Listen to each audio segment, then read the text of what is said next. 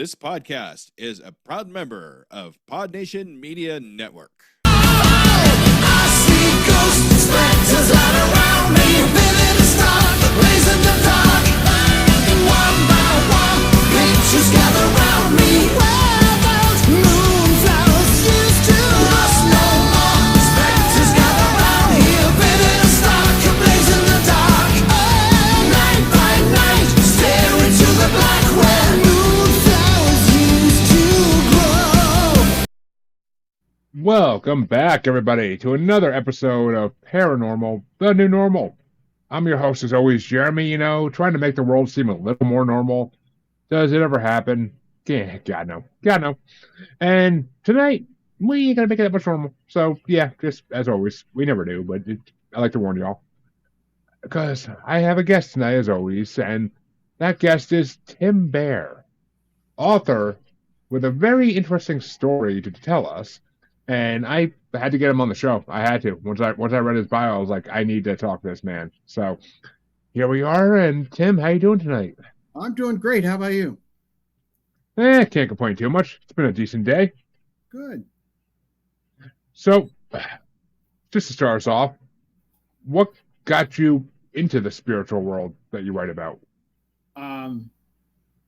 What really launched me into what we're doing now is my wife passed away about 8 years ago, 7.5 years ago. We had been really close. And when she passed away, we just knew we'd be able to be together still. And the short story is we are. I'm still living a life with someone whose body is not on this planet. Which will, yeah. Well, I mean, we'll get into that a little bit later. But so, in your earlier life, before 8 years ago, did you believe in life after death? Did you believe in ghosts and spirits and all that good stuff? The terminology was always a challenge for me. I was raised in a very fundamentalist Christian household. However, the way my family raised me, it was all based on behavior. There was really no faith involved. And I found myself right out of high school getting married, having kids, and my life kind of just floundered around. I didn't really know what to do. Then in about 1990, we moved, my first wife and I moved from Ohio to California, and wound up in a church in Lancaster, California. And this group of 5 families got together and started hanging out together, going on vacations, doing all sorts of things. And that is when my wife of 20 some years and I found each other. We were both married, and it was quite a challenge. Our spiritual life began actually when we actually got our divorces and started worrying about where our children's lives were headed, if that makes sense. Yeah, of course. We saw that the lifestyle that we had chosen previously was headed for some real generational problems. Our kids were not being raised in loving relationships. Her first husband was physically abusive. My relationship with my first wife was emotionless, and our kids were just not surviving well. They were doing poorly. And so through a series of life-altering events, loss of a job, finding out my daughter had been molested by my cousin, my life just imploded. And the only friend that I knew to talk to was Marilyn, the person I ended up marrying and living my life with. And through that process, we kind of let go of the religious beliefs and started a very spiritual life. And when we first came together, it was obvious to us and to everyone around us that we had shared something previously. It just made sense that our lives did not begin when we physically met. Yeah, of course. I mean, one of those just instant like connections where you could tell that there was something there before it even happened. Absolutely. And the crazy thing was our then spouses recognized it. All of our friends recognized it. It was something that was meant to be. Yeah, it sounds like it. It sounds like it was kind of destiny or fate that you two would meet up again. Yeah, it was. We did not have a particular belief in past lives or previous lifetimes, but we shared so many things in common. The way we saw the world, what we enjoyed, everything. It was there were some really strange flashback moments to things that were not in our current lifetime. Which makes, I mean, I don't know if you're a believer in this, but I've had a couple of experts on this on the show, so I am kind of a believer of it nowadays. Have you heard of the twin flame theory? I have. I understand that there are definitions out there that to me sounded like it paralleled my experience. But what I found for me is the more I try to define exactly what occurred and pigeonhole my experience, the less understanding I have about it, almost, if that makes sense. It does make sense because, I mean, it's anything that goes into past lives or just time in general is wormholes, and you're going down these wormholes, and you're just gonna lose yourself in an even deeper wormholes of different segments of it. It's just the way it goes. It's just the way it goes. It was. Sorry, oddly, my TV just decided to come on. Things like this happen to me all the time. Do you live in a possessed or haunted house by chance? No, I don't. Well, in a manner of speaking, as I'm spending time with my wife as we sit as I write, we'll be having a particular discussion or something, and the music that comes on my music stream is almost word for word what we're talking about. Really kind of odd. I hate to do this, but I'm going to run over there and turn it off because can you hear it? Oh, yeah, I can. So please go ahead. It's fine. Which it's interesting, folks, because we've had people talk about this on the show before, but Tim does something interesting called automatic writing or scrying, as some people call it. Yeah. So I've had a couple people on that can do this. I've actually had people do it on the show in front of me, like to prove it to me. And one was the Philadelphia medium. I cannot remember her name for life of me right now. I'm sorry. I can't remember your name. But she. So how does your automatic writing work? Because everybody's works differently, from what I'm told. Right. The way it actually started. After my wife passed, and I became aware that I could sense her presence, I would go on early morning walks, and we would just have discussions. And I would come back, and I would try to write it down, just to remember what we talked about. I had an injury in 2000. I fell and broke my back pretty badly, and so it got to the point where I couldn't go on those walks.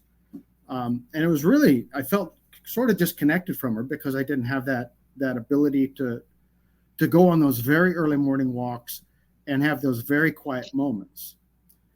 One morning, instead of feeling like I was supposed to get up and walk, I just felt very impressed to get up and get a blank piece of paper and a pencil. And I just wrote the next few words that came to my mind, and I ended up writing 9 pages. So the way it happened to me was almost it's a natural thing that I do. It is not something I've trained to do or studied to do. I've since read up on it, but that first writing occurred in May of 2020, and since that time, I've got about 400. I would suppose you call them letters from my wife, and it can be anything from guidance on how to deal with our kids. We've got 6 kids between us, 13 grandchildren. Or it could be something about a friend, or it could be something very personal in my recovery from my injury, or it could be something very profound. And about a year ago, it became really clear that I needed to start putting it into a book and share some of these things with people. So that's where the book came from. Interesting.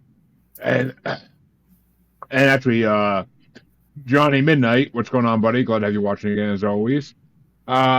He says it happens all the time to him as well, that he'll say a word and it repeats itself by the TV or radio, or he sees it in print immediately, which that's synchronization. That's all it is. Synchronization. Yeah. Synchronization kind of shows that the universe works in mysterious ways, and it happens to everybody. You see the same time on the clock every time you look. Yeah. Uh-huh. Something you're thinking about just happens. Someone you're thinking about will stop by your house or stop by your job just randomly without planning. And synchronization is a real thing in this world. So, yeah, Johnny, that's what you're talking about, and we all experience that to some degree. But I mean, as far as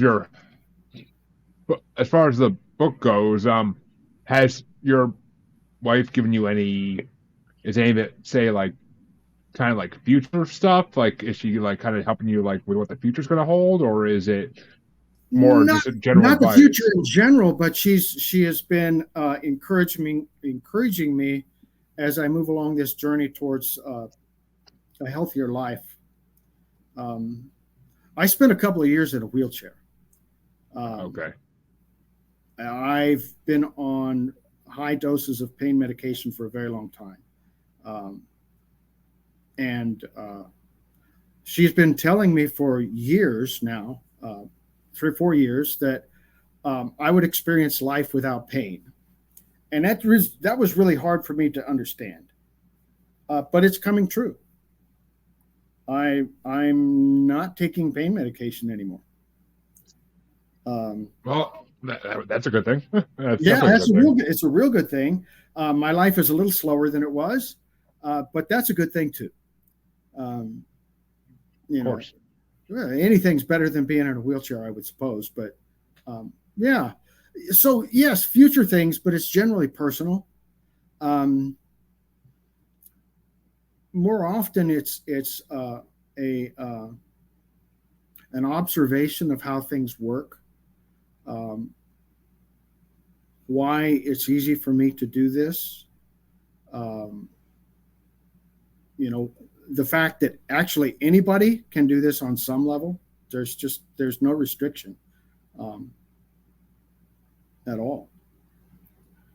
So with the automatic writing for you, do you just sit in front of a pen and paper and she just talks to you and you just automatically are writing down like what she says? Freeform? Yeah, pretty much. So I don't write every morning, but there are mornings when I just feels really compelled to just pick up a pen. And sometimes it almost seems redundant for a minute or two, like it's something we talked about before. But then she'll launch into something, like I say, about our kids, giving them encouragement for a situation that they're experiencing, or something profound about life in general, something having to do with the experience of being what it is to not be a physical being anymore. Which actually, I was going to get to this eventually, but you just kind of gave me a good segue. Does she give you any glimpse into what the afterlife is like, or? Yeah, in a manner of speaking. Everybody's got, well, not everybody, but those who are in this world of spirit communication are quite often a little bit governed by their beliefs or the system of beliefs that they were raised in. And that comes through in vocabulary a lot. So I'm still restricted in a real sense by the vocabulary of my youth. But I believe that my understanding of her existence and how she's explained it to me is that first, time and physics are completely different. That it allows, from my perspective, that she can be in more places than one at a time. But that's because my perspective is limited.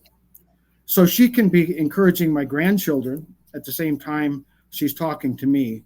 In my experience, that would be in my view of what time and physics are. I mean, it does make sense to some degree, because that's been a long belief thing in the afterlife, is that you're not held down to any of the rules of physics as we know them. But right, which, why would you be? I mean, it'd be kind of cruel to have to be in spirit form but still have to like do everything a human does. have to walk to the bathroom every, that would be no fun. Exactly. Yeah. So yeah, there's that. There are things I can experience in quiet moments pretty much her entire existence. The problem is I'm stuck with language and I can't explain it. If that makes any sense at all. It does, because I mean we're not meant to be able to know what happens. I can experience it. I can't explain it. And that just seems I don't know. Maybe for somebody who does write books, that may be not the best plug for my work, but but it's the truth. Now through the book, you get a really good sense of where we came from, what my experience was to get to the point where I could converse with her, and what it's like afterwards. Now this first book, I told you I had about 400 interactions with her that I've written about. The first book uses about 14 of them. Jesus. And the bulk of the book is trying to explain what she's talking about in those 14 letters. If in a letter she says, "Remember when we did this," I need to explain what this was. Well, of course, yeah. So there's a lot of that. The next few books are going to be a lot more, a lot less explanation and a lot more of her, if that makes. It does make sense. And I mean, just out of curiosity, do you have a plan for how many books you're planning on writing, or is it just? I have several medium friends, and the first time I met each one of them, they told me that I would be writing at least 6 books. Well, I mean, with 400 letters, yeah, that definitely could happen. Yeah, and the fact that when I first started writing, it needed to be in the morning, so I would wake up. It would be very quiet in the house. I'd make a cup of coffee. I'd go sit in the front room and feel like I needed to write. It's gotten to the point now where we could be done with this podcast, and I could go sit down and write now. So the access to more information, it's easier. It's actually more profound. Isn't accurate, because it's always been pretty mind blowing. But the subject matter has changed more from my health and things like that to what existence is like, and how the transition from where she was to where she is actually a wonderful thing. So is there a favorite letter of yours in this first book that she wrote to you, basically? Like, is there like one that actually like stands out the most to you? Let's see. I think so. Let's see. Trying to think. There's one. This is the thing. I started to read this again just to remind myself of what I've done. And I don't know if it's the emotions of having gone through this life, or if it's the emotions of actually having to review it and write about it. But it's hard for me to actually sit still and read this book. I have a real hard time. There's one letter.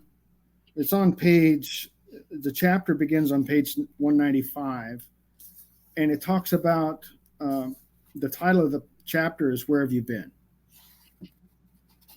And it talks about all the different, the actual letter talks about all the different times in our physical existence where life ebbed and flowed enough that, well, maybe for a period of time I was on so much pain medication that I was literally out of it. I had a hard time staying awake.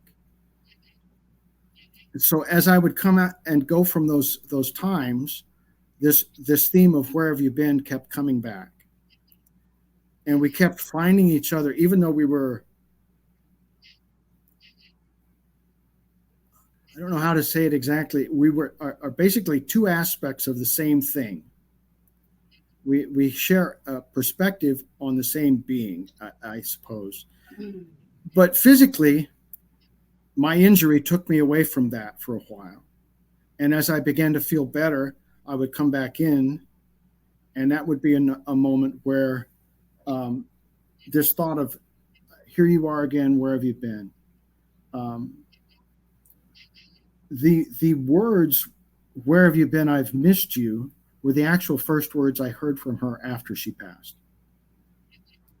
That's beautiful, actually. That's very beautiful. And it's interesting because, I mean, that whole idea right there, because it doesn't even have to be like a pain medication thing, or I mean, it could just be life gets so busy that you're not really in the same place anymore. Like life just gets too busy. Like it doesn't even have to be for any certain reason. Just sometimes life gets busy and you all of a sudden realize you haven't really had a conversation in like a week or two. Yeah, I mean, like I said, the first time after she passed, we had planned. She had been ill for 15 months. We knew she was going to die. We knew it, and we just assumed that we would be together afterwards. We didn't plan on how that would work. We just assumed we would be able to do it. So about a week after she passed, I started thinking, hey, I'm supposed to know how to do this, and I don't. And through a series of little events, I felt, well, maybe I need to go back to where our spiritual journey began this lifetime. And so I started searching for the book on tape that we had listened to when we first started Spiritual Journey. And it took a little bit to find it, but I actually downloaded it and put in some earbuds, went outside to get the house ready for a memorial service. And 15 minutes into that audio, I heard someone behind me. And I thought it was the neighbors. We're in a busy neighborhood. Yeah. And I didn't think too much of it. But then I heard it again, and I mean, just body chills all over. I took the earbuds out, and I heard it a third time, audibly, and it was, where have you been? I've missed you. Well, I mean, you found the link to get back to it pretty fast. Yeah. A lot faster than most people would. I think that this is the unusual thing, for me anyway, because through my injury and her illness, we actually did learn how to have quite an intimate relationship without being able to touch each other. So we were kind of in training for the lifestyle I'm in now, where we are not physically together. We were in training for that for nearly 20 years. Interesting. And I mean, I don't know if you've heard of this, but there is something out there called spectrophilia. It's actually intimate relations with a ghost. Oh, well. I mean, it's one of those fringe topics in the paranormal. It's funny because actually the one expert I had on the show was actually a former male porn star. but and it was an interesting conversation, but to say the least. But I mean, it's one of those things that I don't know I fully can believe in or think is real because it seems too like ridiculous in a way. But I don't mean, know. I don't know about that, but I can tell you when I'm writing, I can feel her physically against me. There is on my early morning walks, I would come back and the side of my body where I sensed her presence would physically be warmer. I mean, it makes sense. It's all energy, so it does make sense. I mean, It does, and we had spent so much time becoming in tune with each other um, that it was really just a natural progression to the next stage. Um, so I really do believe that anybody has the ability to have full conversations with anyone who's passed, who's crossed over. I have no doubt about that. The thing of it is you need to be able to believe that you can do that in order for it to come to pass. I mean, yeah, it's the thing with any type of paranormal spiritual abilities is there's to unlock them you have to basically be clear-minded and looking for them. You can't just it's very rare that these things just fall into people's laps. I mean, it happens. It happens. You're born with it. It pops in your lap from an early age sometimes, but it's a lot easier to find it then because you're a kid and the spiritual world's open to you at that age. So, That's true. but I mean, once you become an adult, we have so many distractions, so much busyness going on that we just don't get to focus on stuff like that. And I mean, trust me, I've been trying for years. It doesn't come easy. It doesn't come easy. It's for me, it was such an absolute necessity. Um, if I felt separate from her, I would not know what to do with myself. And those moments come and go. You know, it's not like I completely skipped a grieving process. It doesn't matter how connected you are with your loved one. There's still a body that's not there. Yeah, There are still activities that you don't do. I wake up and still half the bed's not slept in. That's a thing. You can't get away from it. But I already know that. I mean, I wake up in the middle of the night. I can feel her hold my hand as I go to sleep every night. There's an energy in my hand. So I don't. While I am definitely by myself, I am not alone. and that's amazing. It really is. It's it's incredible. It's what everybody who's in a relationship they actually care about wants the end to be like. Because Yeah. I mean, one of us, unless it's some kind of freak accident, one of us always goes first. That's just the way it has to happen. Yeah. We had thought that she would be better suited to have stayed than me. I mean, I was disabled. I didn't have a job. She was the breadwinner. We just thought that if we're not in a car wreck together and go off on our own together, that she was better suited. And of the fears I had in my life at that time, being alone was the big one. I did not want to be alone. And for her, being nauseated was something that just she couldn't take it. So she wound up with gastric cancer and was nauseated for 18 months. And I find myself by myself. And it couldn't be more perfect. Which I mean, it's kind of ironic. That's the way it works a lot of times. It Yeah, with both my grandparents. Like we always said, like the wrong one went first because the other one would have been a lot easier to manage and deal with in their old age by themselves. Like they would have been a lot more self-dependent. But things happen for reasons, and we can't do anything about that. Right. And I mean, it's just you gotta. I don't know. I mean, there's a reason that my grandmother refuses to leave the house that her parents built that she spent her whole life in with her husband and the kids and everything. She refuses to leave it. And I think part of it's because she still feels my grandfather there at times. I wouldn't doubt it. That's a real thing. and it's good. It's wonderful. Sometimes it's not easy to express. So there are a lot of people who feel these kind of things that don't have the tools to talk about it, Of course, I mean, or the or as the or the courage, because you can be looked at like you're not quite totally there. there's always going to be those people who believe that type of Yeah. thing. Anytime you say anything slightly out of the ordinary, but I mean, and like the show's called, the paranormal is the new normal, because stuff like this, we you wouldn't be on a show talking about something like this 10, 20 years ago. It just wasn't something that people talked about, or I mean, unless it was like on Coast to Coast with Art Bell or one of Yeah. those random offshoot shows that actually existed. But other than that, like you didn't go on regular radio shows or regular TV shows like talk shows to talk about this type of stuff. Like it just maybe Oprah, maybe I don't know, but it's just I mean it's one of those things. It's so in your future books, what's the plan for them? Is it just going to be more stories about the two of you together, or is it going to be stories that are lessons for that are for others? It'll probably be a combination of both. The next book,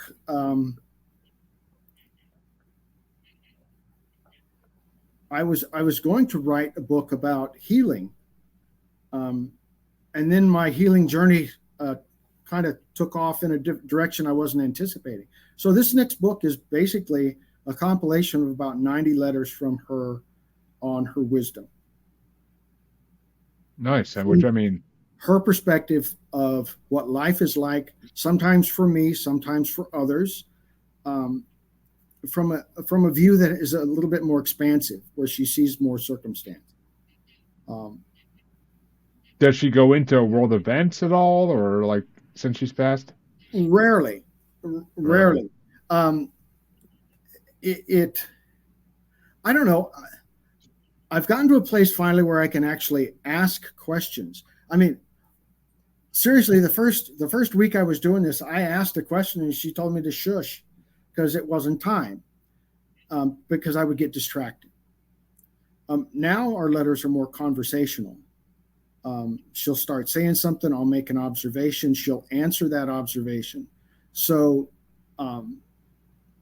the evolution of this process is nowhere near complete.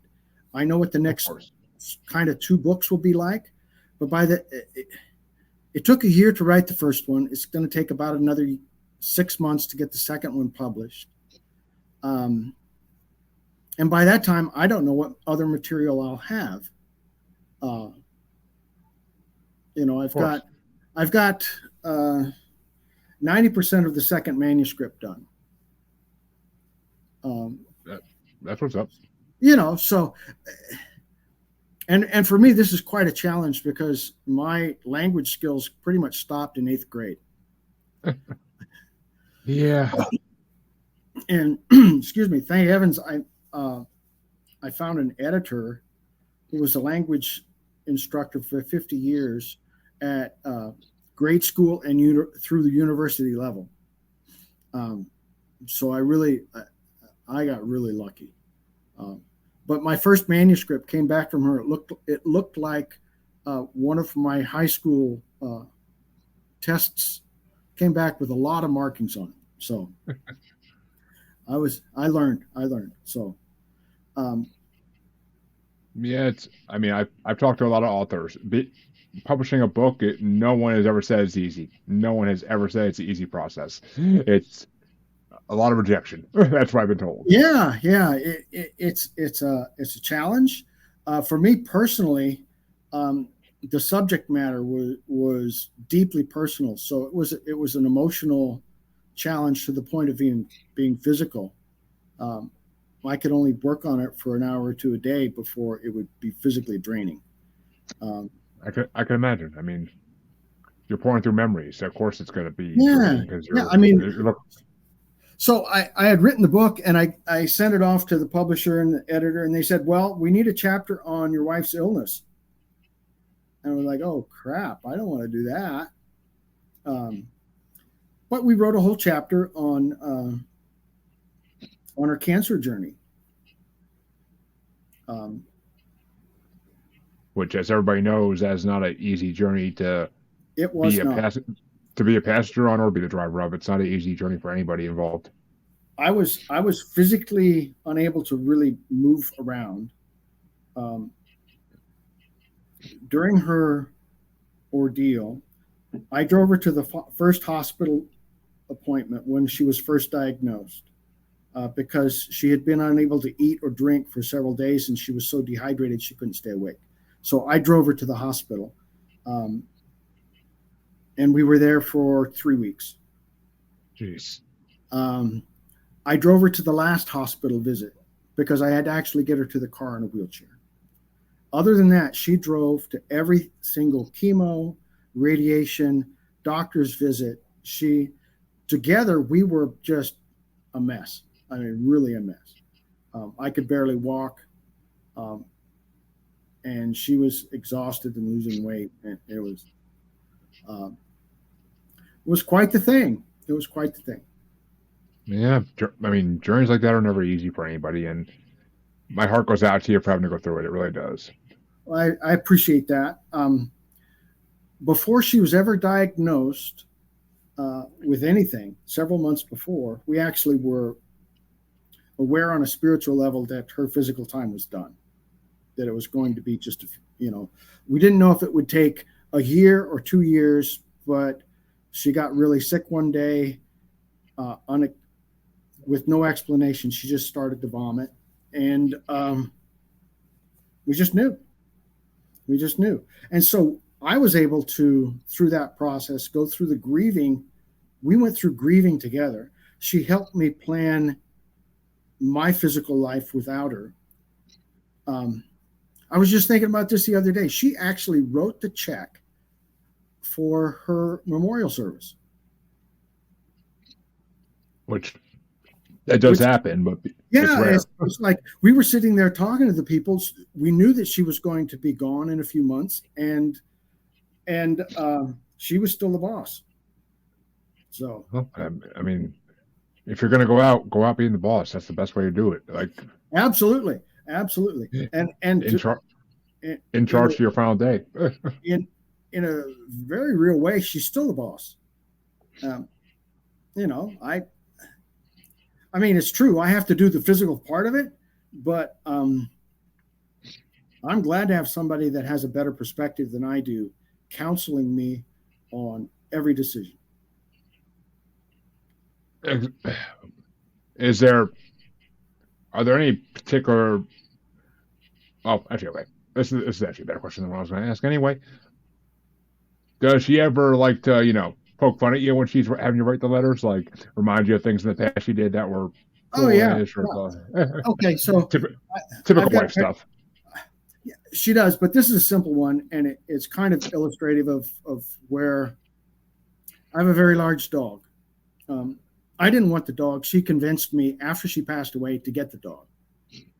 What breed? He's a German Shepherd. He's a 150-pound nice. German Shepherd. He's a very big guy. And it turns out he's been really helpful. I'm sure. I mean, I got two North American Mastiffs, and so I know what it's like to have big dogs. And yeah, he's carried a case of Gatorade. My mailbox is 100 feet away from the streets, 100 feet from my front door. He's carried a case of Gatorade for me. Jeez, my dogs are too stupid to do that. But having a smart dog is not all it's cracked up to be. At any rate, so we play Frisbee every morning. And, I'll go out and play Frisbee. I'll come in and write. And she'll be razzing me about how poorly I throw a Frisbee. It's not the dog's fault you can't catch it. You're throwing it poorly. So there's a lot of back and forth. I was working in the garden one day, and I was thinking out loud, it would really be nice if I had some help here. Why don't you get your hands dirty? And it was just quick as could be. I don't have hands. I like the wit behind that. Yeah, it's like, I don't have hands. So very little has changed. what has changed is she's not driving me around to do stuff, and she's not participating in the physical aspects of things. I sense her with me, but naturally she's not stirring the pasta. I'm doing that. Yeah. But if I get distracted, I will get a reminder to go check on the pasta. Which is helpful. which is It very is. helpful. It is. So I don't know if that answers those kind of It questions. does. There's some personal things that I just probably will never share, but I don't blame you. I don't blame you. yeah, but in general, yeah, she's got the same sense of humor she always had, which is great. I mean, it just shows that after death we don't change; our personalities stay the same. Absolutely, and to me, that's one of the things that makes me know that this is real. A lot of people ask me how I know. Well, while we were incredibly close, we were still two separate people with different ideas and ways of expressing it. So if I were to sit and write you an email, it might take me an hour to write 3 paragraphs. If I sit down and write for my wife, I'll write those same paragraphs in 10 minutes. It's a totally different thing. My fingers aren't good enough to use a computer, so I handwrite. And generally, if I don't let myself get in the way, it comes across very coherent from the very beginning. I can write 9 pages, and maybe all that's missing is punctuation. Which, I mean, that's incredible. It really is. And got to ask this though, because since you were brought up religious, because I got to ask, and has she mentioned anything about the idea of like a heaven or a hell in the afterlife? I'll try to boil it down because we have talked about it. Heaven and hell are human constructs. Mm-hmm. She refers to where she is as her natural state, if that makes sense. It is, and she's very clear that she can occupy the same, because our physics are different, like we discussed, she can occupy the same physical space. She's not gone anywhere. So to think of the heaven I was taught as a child of someplace different, a city of gold, something like that, that doesn't necessarily need to exist for her to exist. And there's no such construct as hell either, really. There's no, at least that she's been made aware of yet. Not that I understand. Now, I know that can rub people the wrong way, but I've not experienced anything in our relationship, either before she passed away or since, that would make me believe that if you do something that the world sees as bad, that you're going to go burn in hell forever. Which, I mean, I am very anti-organized religion in the state I'm in now, because people can believe what they want to believe. I'm not going to hate on for anything, but I'm against organized religion completely because it's just, as you said, they're human constructs used as fear-mongering techniques, in my opinion. Yeah, I was thinking about this actually yesterday, about how much of my early life was solely based on fear. We didn't behave right because it was the right thing to do. We were petrified that first we would get in trouble at home and that we would go to hell for it. Yep. Well, everything was based on that, and that's what we didn't want our kids when we first came together. That's what we didn't want our kids to have to grow up with. My kids are several of them are very much into organized religion, and that's a wonderful thing for me, but it's because they chose it. Not because they're like my great-grandfather and following a generational path that they had no choice in. Yeah, which I mean, it's funny how things change in 30 years' time because 30 years ago, the idea of not going to church was foreign to me, right? Like the families that did that, my friends' families that did that, they were the families that our parents let us hang out with them, but it wasn't exactly kosher. Yeah, Those were the bad kids because their parents didn't take them to church. And I, I, I don't take my kids to church because I don't think they need it. I mean, we, I've explained to them the theory of what churches believe for the most part, and I explain to them the theory about what I believe and let them find a happy medium. It's not going to be my choice to put them in where I want them to be. They're going to figure it out themselves eventually. uh, that's very true. That's very true. I mean, I mean, if they want to go to church one day when they get older, then fine. I gladly would drive them. I don't care. It's it's their choice. It's just I don't want to. I don't think it should be pushing anybody. I really don't. That And as scary as that might be, that America is trying to get back to that, I don't freaking know. I mean, I don't think it's a good thing to push people into anything that they don't want to be a part of. I think some of our smartest people are kids. So you know, let them Yeah, figure it out. 100%. 100%. And the last question I'll ask, because I have to ask this. Where Sure. anybody who communicates with the beyond, I have to ask this. What do you and well, your wife believe about reincarnation? Well, again, that's kind of a term that different groups of people have different ideas of what that means.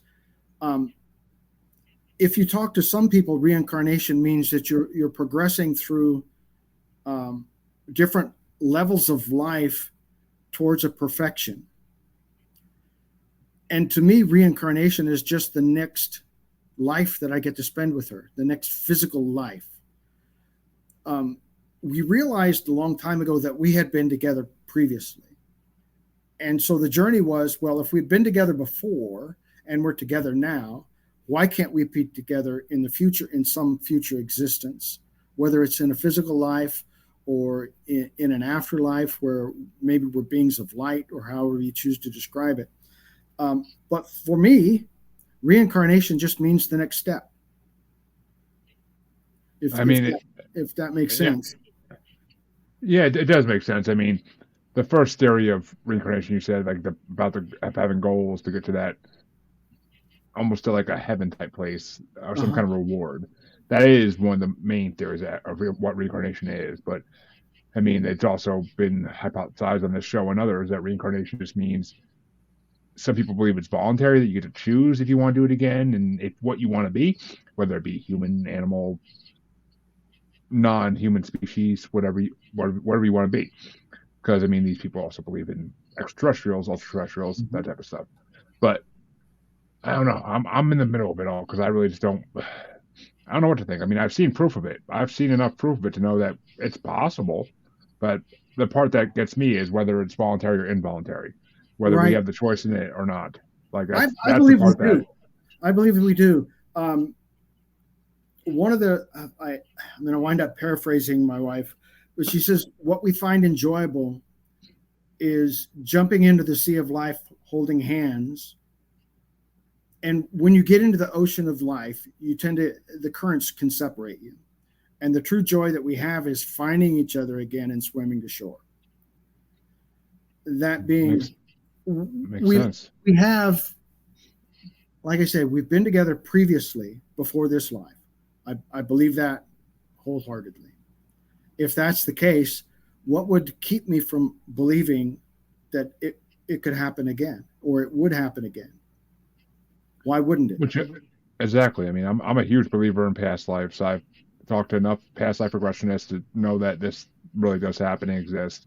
People can see their past lives if they work with these transgressionists, and that I mean that's where the idea of what we talked about earlier, twin flames, comes in too. Is it's a past life thing. Like if it, we may not even be partners in every life, but in some way or form, we're with each other in every life, whether it's as siblings, as parent Mm-hmm. child relationship, or somehow those people always interact with each other. I mean, the whole It's the whole Romeo and Juliet thing, like the fact that you're meant to be the same person every life, like that you're going to come back and find them again somehow, some way. And part of me has to believe that's true. I mean, as a married man, I have to believe that's true because if you do it right, if you do marriage right, you find the person you're connected with. Yeah. I'm not saying everybody does it right because divorce rates will argue with me on that one, but it's for those who do, it's lovely. It's just a lovely thing. It really is. As an experiencer of it, it's true. It's a lovely thing to find that person that you connect with and that gets you down to the deepest part of your core. But before I let you go, before I let you tell people where they can find your book, what is your advice for people who are trying to find a way to connect to a loved one that passed? There's some really simple things that you can do. I suppose the easiest one, the guy that wrote the foreword for my book, Richard Martini, has a podcast, Hacking the Afterlife, and he's written 9 books, 10, maybe 11 now. He writes I know that books. name. Yeah, he writes books. Yeah, he writes books like I sleep. At any rate, so one of the things that in his podcast that they've come across is the easiest way to connect to somebody is to find a joyful moment, maybe a photograph. Just look at the photograph of the person you want to connect with, and find a joyful place in that, and start asking questions. Just ask questions, and allow your imagination to respond. Ask a question maybe you don't know the answer to. I like that. And maybe you don't get a response right away. Maybe not. Maybe it's a year from now. Maybe it's a week from now. But sooner or later, you'll actually hear a response before you formulated the question. As creepy as that sounds, yes, I mean that would be amazing. So you like, it works. For me, when I was first getting started, I made sure that I looked at a few pictures of my wife before I wrote. Some before I knew, some of the photographs I had were before I knew her. Some of them were of joyful moments that we had together. But it really does open you up as a channel, as someone who's open enough to communicate and hear. It has a lot to do with how much you believe, but just allow that it's possible. You don't have to be like standing fully in the, I'm a medium camp. Just allow that it might be possible, and it probably will. Well said. I like that, and that's a good way to lead the episode. So I like it. I like it a lot. So where can people find your book, Tim? Where can they find you if they want to reach out? Just promote yourself to the fullest. Okay. I finally got my website back. TimBair6.com. You can find it there. There's a link for the book there, but it's easiest to find it on Amazon.